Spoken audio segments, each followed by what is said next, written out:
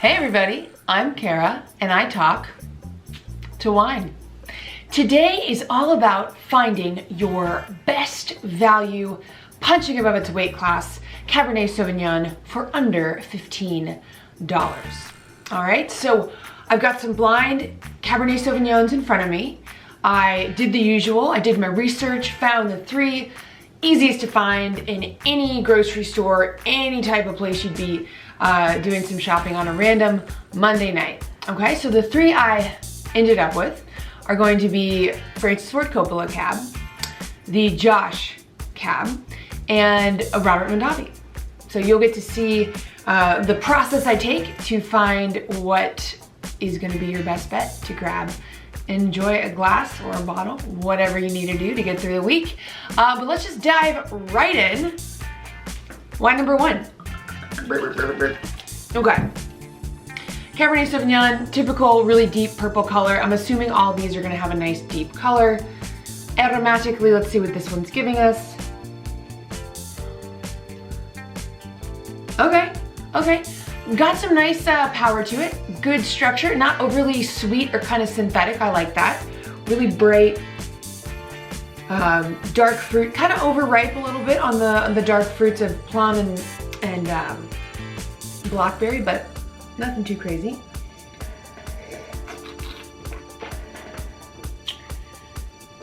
Okay.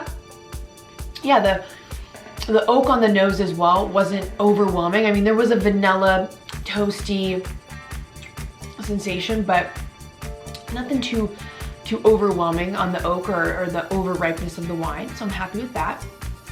On the palate, quite easy drinking, good bit of structure, juicy as well.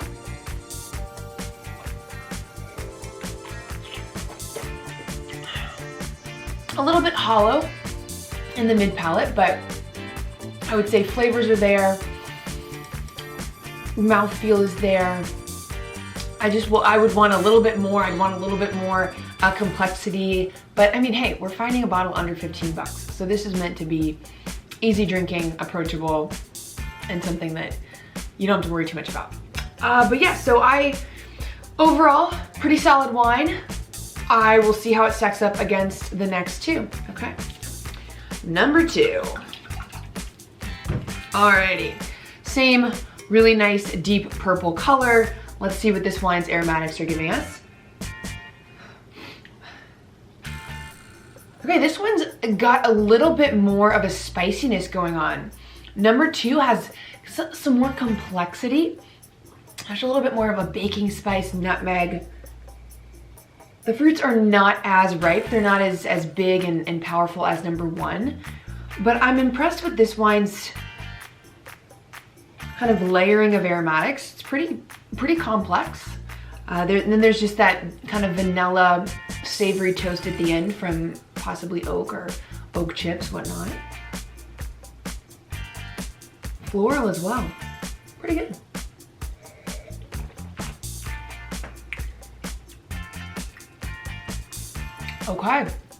Okay. So this one has a little bit more unison texturally and kind of coming across the palate, so gives you this big bold entrance, and then it doesn't quite fade away as much on the mid palate as number 1.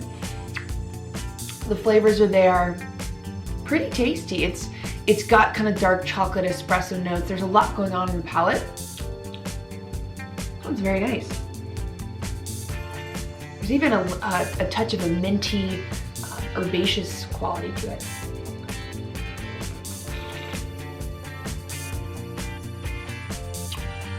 I'm happy with that one. Yeah, of course, I mean, you'd want a little bit more plushness, you'd want a little bit more kind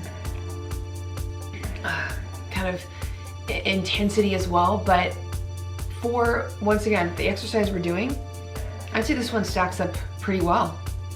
All right, neck and neck, both different for different reasons, both have their pros and cons. Let's go to number 3 so we can decide who the winner will be. So nothing too different in terms of visuals. Let's see what the aromatics are giving us. Okay, this one's a bit more pure overall. This one has a a more pure, fresh character to it. Not quite as highly aromatic as the first two, and very dominant on the spiciness. Ooh. Ooh. I like the palate. I don't love the nose as much on this one, but to me, on the palate, this wine has a lot of flavor, a lot of bursting, you know, juiciness, but then kind of a sumptuous richness. Everything's pretty well rounded out.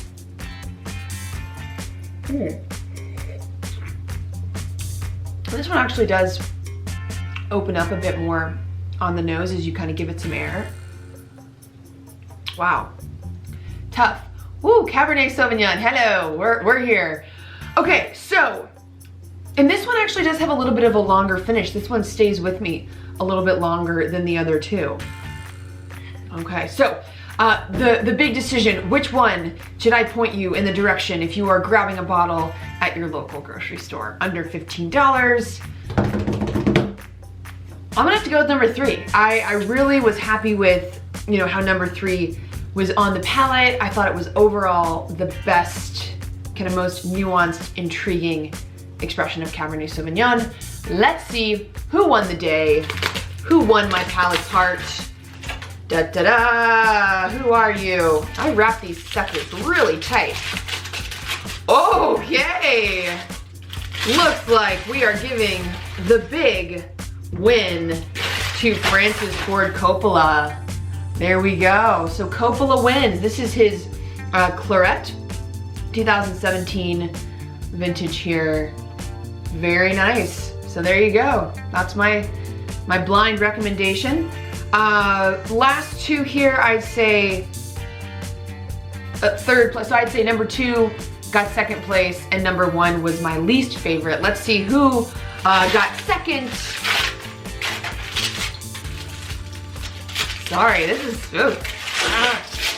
okay, Josh got second, Josh Cellars. This is also a it's actually 2018 here. And unfortunately, last place, love Robert Mondavi, love what they're doing, but unfortunately, their wine did rank last for me. This is actually a bourbon aged barrel 2019 Cabernet Sauvignon. All right, so now you know, if you want kind of the most intriguing, kind of hitting above its weight class, complex, but also kind of refined, under $15 bottle, go with Coppola. Love Francis Ford Coppola, he is the man. And I will, you know, do some prices, a little more info about all the wines I tried below. Do me a favor, subscribe, because I'll be giving you more tips, more tricks, we'll be tasting more wine, and you will hopefully be fluently speaking wine with me as we journey on through all these lessons, all these videos. Okay, I'll see you next time. Cheers, and let's talk wine.